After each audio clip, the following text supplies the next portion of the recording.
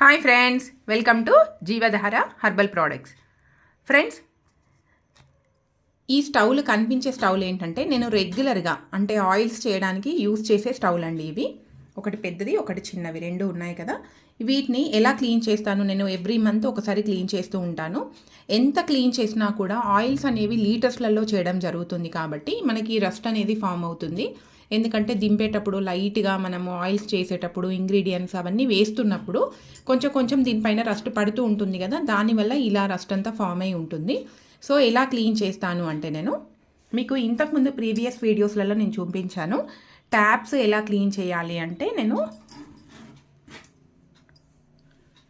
మీషోలో ఇది స్టీల్ అంటే నార్మల్గా స్టెయిన్లెస్ స్టీల్ క్లీన్ చేసేది నేను తీసుకున్నానని చెప్పాను కదా, దీంతోనే క్లీన్ చేస్తానండి. మరి దీంతో ఎలా వాష్ అవుతుంది అనేది చూపిస్తాను నేను. చాలా బాగా కొత్త వాటిలా మెరిసిపోతుందండి. మనకు టైం కూడా ఎక్కువగా టైం పట్టదు. ఇది నార్మల్గా మనం స్ప్రే చేసిన తర్వాత దాదాపు 15 to 20 మినిట్స్ లేదంటే హాఫ్ అన్ అవర్ దీన్ని పక్కన పెట్టేసేయాలి. మనం అప్పుడే వాష్ చేయొద్దు. సో అలా పెడితే కనుక మనకి ఈజీ వాష్ అయిపోతుందండి. జస్ట్ ఒకసారి రబ్ చేస్తే కనుక ఈజీగా వెళ్ళిపోతుంది. మరి అది ఎలాగో చూసేద్దాం.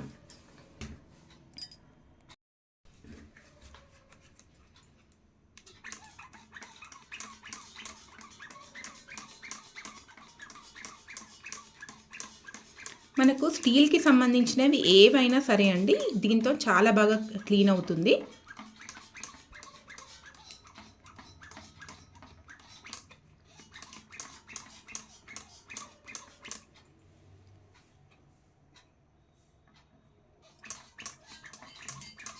ఈ బర్నర్ అనేది నార్మల్గా మనకు స్టీల్ది కాదు, కానీ అయినా నేను క్లీన్ చేస్తున్నాను. ఎందుకంటే ఆయిల్ పడి దానిపైన గీ పడి నార్మల్గా రస్ట్ అనేది చాలా ఉంటుంది దానికి.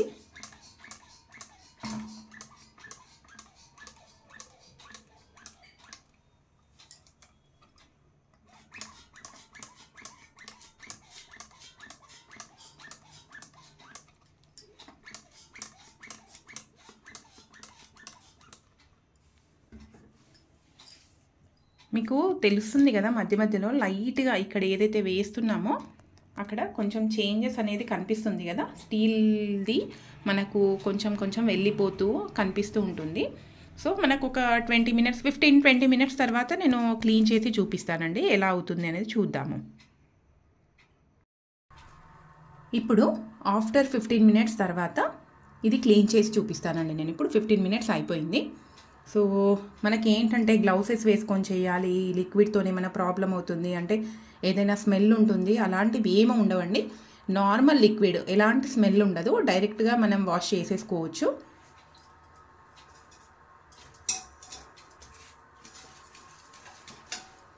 ఏదైనా అంటే డిటర్జెంట్ సోప్ కానీ లేదంటే విమ్ సోప్ కానీ ఏదైనా తీసుకోండి మీరు.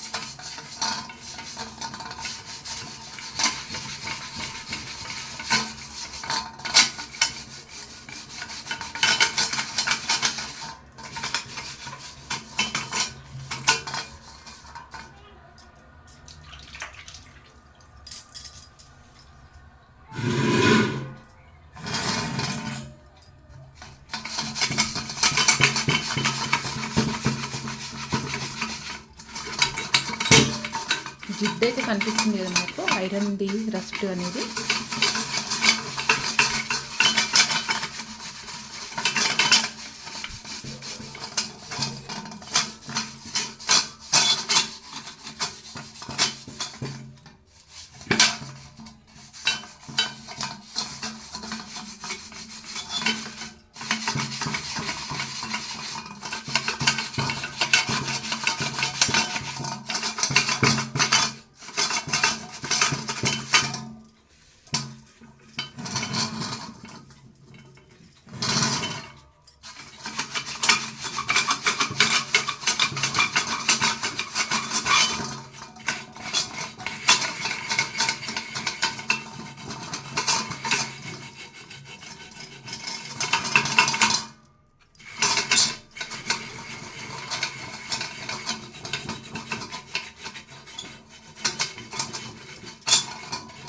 చాలా ఆయిలీ ఉంటుందండి రెగ్యులర్గా ఇది.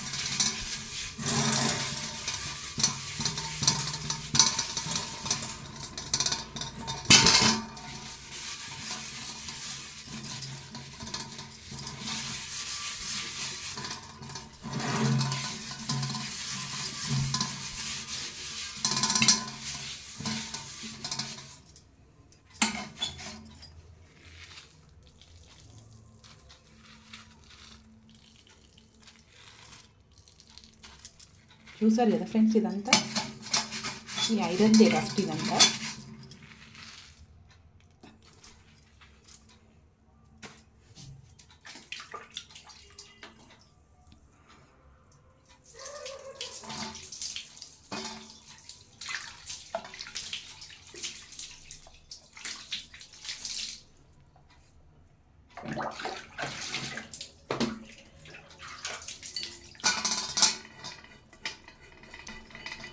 నేను సింగిల్ హ్యాండ్తో ఇంకా వాష్ చేశాను కదా, అంటే డైరెక్ట్గా స్టవ్ పట్టుకొని సపోర్ట్ లేకుండా చేశాను కాబట్టి ఇలా అయింది. ఇంకొంచెం మనం క్లీన్ చేసుకుంటే బోత్ హ్యాండ్స్తోని ఇంకా క్లీన్ అవుతుంది. మీకైతే ఇప్పుడు తెలిసిపోయింది కదా ఫ్రెండ్స్ ఎలా అయింది అనేది. ఒకసారి చూడండి. ఇదంతా దాందే అండి, చూసారు కదా కనిపించేదంతా ఈ ఐరన్ రస్ట్దే అంతా. ఇప్పుడు నెక్స్ట్ ఈ పెద్ద స్టవ్ని కూడా నేను క్లీన్ చేసిన తర్వాత చూపిస్తాను. కంప్లీట్గా ఇది క్లీన్ చేశానండి నేను. ఇప్పుడు వాటర్ పోసి చూపిస్తాను. దీన్ని కూడా ఇంకొకసారి రుద్దేశాను నేను.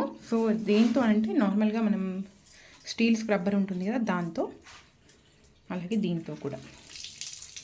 చూడండి ఎంత నల్లగా వచ్చిందో.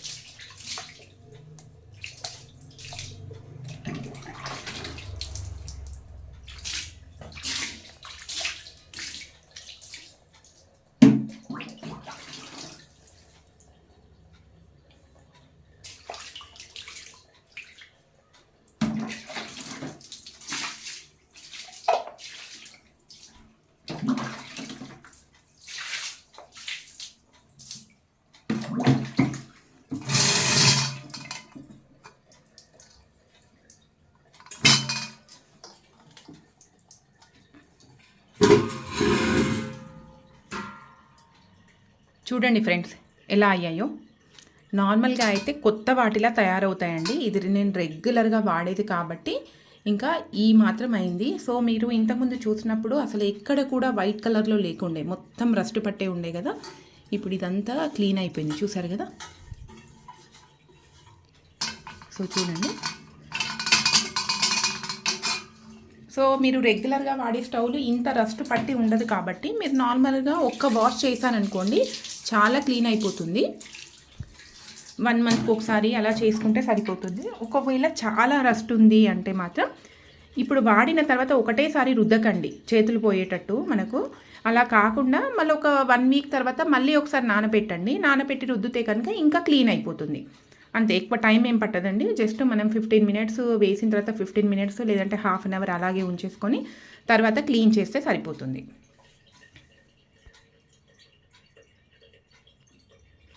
సో చూసారు కదా ఫ్రెండ్స్, ఇదండి మన వీడియో కనుక మీకు నచ్చినట్లయితే లైక్ చేయండి, షేర్ చేయండి, మన ఛానల్ని సబ్స్క్రైబ్ చేయండి. Thanks for watching friends.